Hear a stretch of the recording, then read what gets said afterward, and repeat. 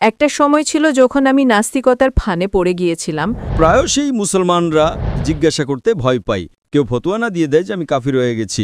একটি প্রশ্ন রয়ে গেছে। তখন এই প্রশ্ন আমাকে খুব চিন্তিত রাখত।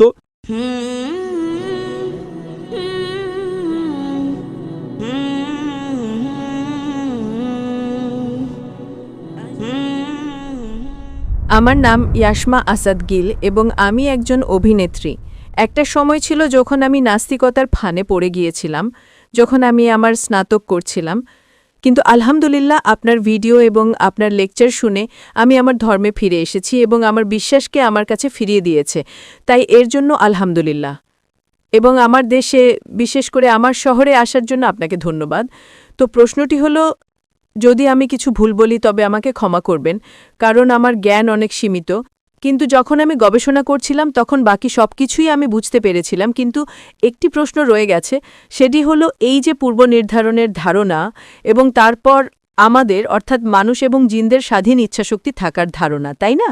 তো যদি সবকিছু আগে থেকে লিখে দেওয়া হয়ে থাকে, যদি সবকিছু পূর্বনির্ধারিত হয়, তাহলে এই যে ধারণা যে যদি একজন চোর কোথাও চুরি করে তাহলে সেটা কি আগে থেকেই লেখা ছিল না?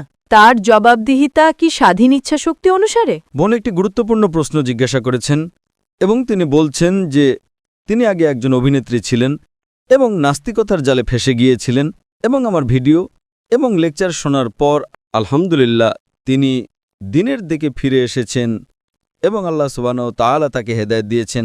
আমি আপনাকে ধন্যবাদ জানাতে চাই যে আপনি ফিল্ম ইন্ডাস্ট্রি থেকে ফিরে এসে সঠিক পথে এসেছেন। এটা খুব কঠিন।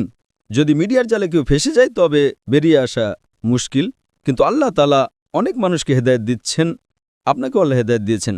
তার মূল প্রশ্ন হল তাকদীর সম্পর্কে, নিয়তি এবং স্বাধীন ইচ্ছা শক্তি নিয়ে, যে যদি আল্লাহ সুবহানাহু ওয়া তাআলা আমার তকদিরে লিখে দেন যে আমি মদ পান করব আর আমি মদ পান করি, তাহলে দায়ী কে? আল্লাহ? নাউজুবিল্লাহ। এই প্রশ্নটি খুব সাধারণ, কিন্তু প্রায়শই মুসলমানরা জিজ্ঞাসা করতে ভয় পায়, কেউ ফতোয়া না দিয়ে দেয় যে আমি কাফির হয়ে গেছি। আল্লাহ সুবহানাহু ওয়া তাআলা কোরআন মাজিদে মানুষকে প্রশ্নোত্তরের জন্য উৎসাহিত করেন। তাই কোরআন মাজিদে আপনি পড়বেন ৩২২ বার ৩২৩ বার বলা হয়েছে কুল, কলু, এবং ৩২৩ বার আল্লাহ বলেন কুল, তাদের বলো। অর্থাৎ কোরআন মাজিদে একটি প্রশ্নোত্তরের বই। ৩২২ বার জিজ্ঞাসা করা হয়েছে এটা কি প্রশ্ন, আল্লাহ বলেন কুল, বলো। তারা জিজ্ঞাসা করল আল্লাহকে, কুল হু আল্লাহু আহাদ। তো এই কুল প্রশ্ন করা কোনো খারাপ জিনিস নয়, কিন্তু এই প্রশ্নটা খুব সাধারণ যে আমরা তাকদিরে বিশ্বাস করি, এটা আমাদের ঈমান। তাহলে আল্লাহ তাআলা যদি তাকদিরে লিখে দেন যে আমি মদ পান করব আর আমি মদ পান করি,